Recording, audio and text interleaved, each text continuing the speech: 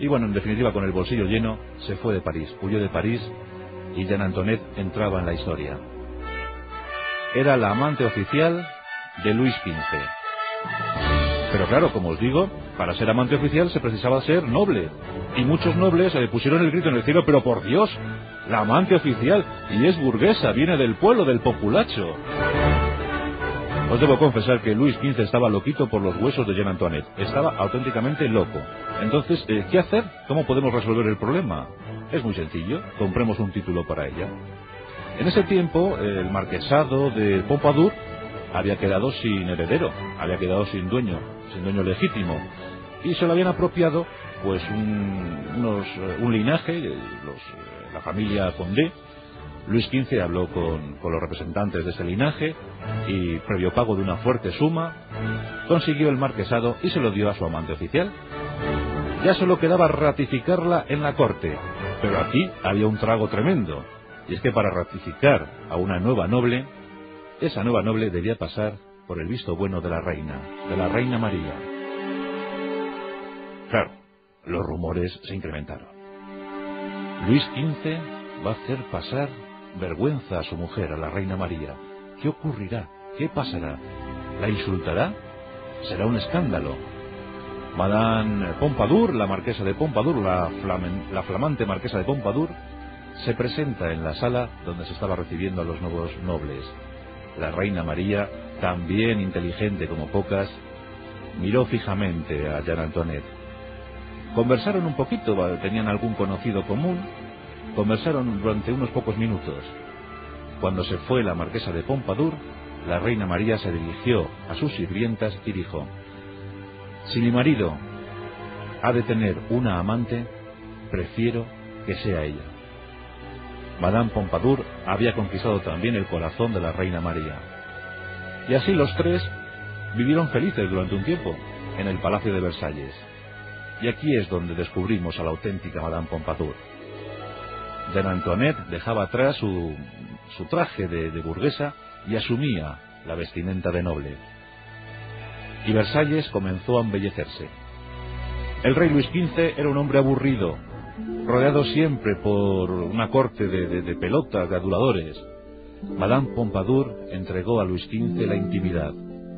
Para él convocó cenas donde se dieron cita pues los intelectuales de la época, Voltaire entre ellos, burgueses que le daban nuevas ideas, que le hablaban de cosas que él ni siquiera había sospechado. Madame Pompadour inventó fiestas para Luis XV. Por ejemplo, los bosques cercanos a Versalles fueron convertidos en bosques encantados.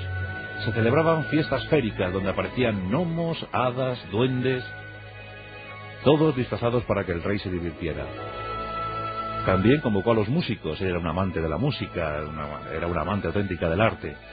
Y creó conciertos novedosos para Luis XV. Luis estaba entretenidísimo y muy agradecido a Madame Pompadour. Sí, es cierto que era algo frígida, pero la brillantez y la inteligencia de Madame Pompadour lo suplía todo. Ocupó estancias muy regias en Versalles. Trajo muebles nuevos, tapices, cristales, porcelanas. No olvidemos que Madame Pompadour es la fundadora de una sociedad de manufacturas, de las famosísimas porcelanas de Sèvres, y creó incluso colores que perduran hoy en día. En una porcelana de Sèvres predomina siempre ese color, el rosa Pompadour. Fue ella la inspiradora. Esas porcelanas hoy en día son carísimas, alcanzan precios elevados. Ella fue la que impuso eso, así como el arte rococó o el neoclásico. Los intelectuales estaban encantados con ella.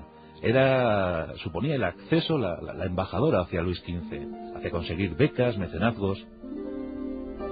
Los parisinos no estaban tan contentos porque en ese tiempo existían muchísimas hambrunas en Francia, miles de personas morían a consecuencia del hambre y echaban la culpa de alguna manera a Madame Pompadour. Incluso un ministro cercano a Luis XV en una ocasión se enfadó tanto que dijo: hay dinero para las fiestas, pero no para construir barcos. Luis XV era un derrochador.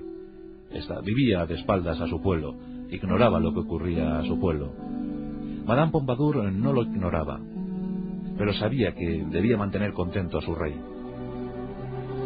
El amor carnal duró muy poco, apenas 5 años.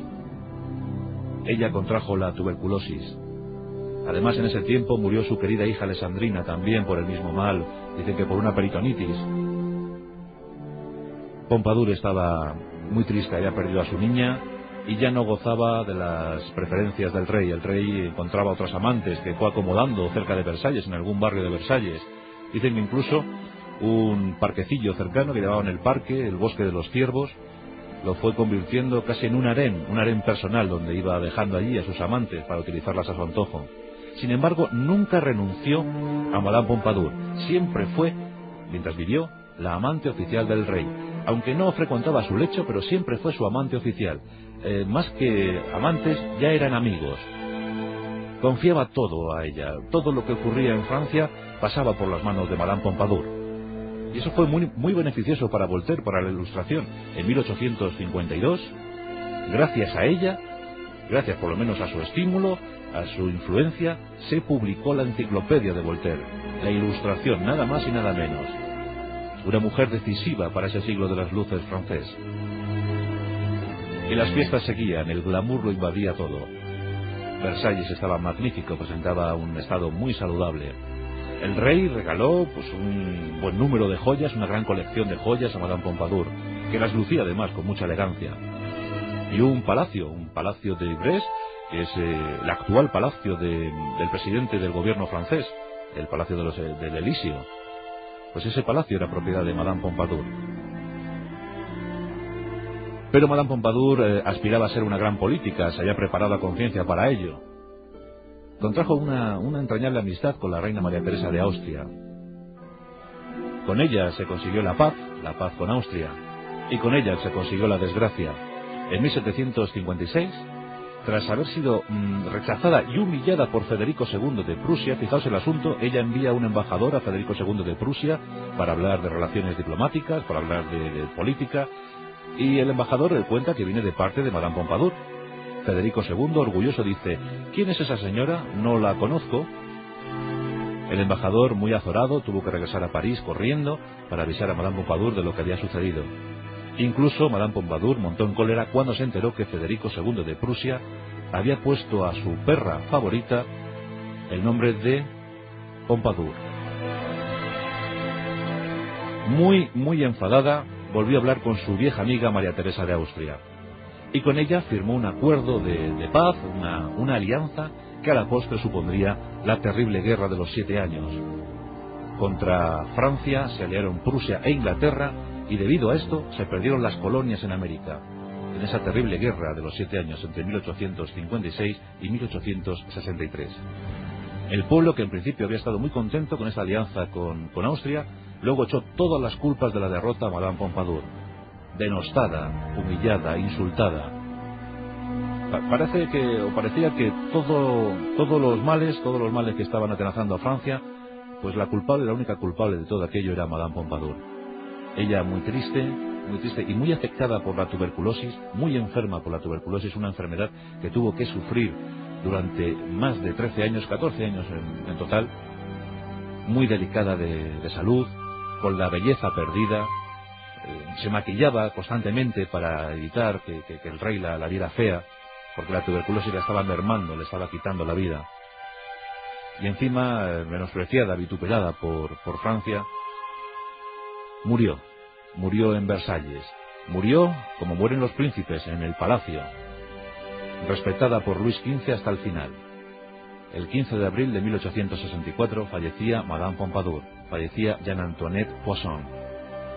Sus enemigos, como decía antes, sugirieron que había que quitar una S del apellido y llamarla simplemente Veneno, o sumar Poisson a su apellido y llamarla Pescado Venenoso.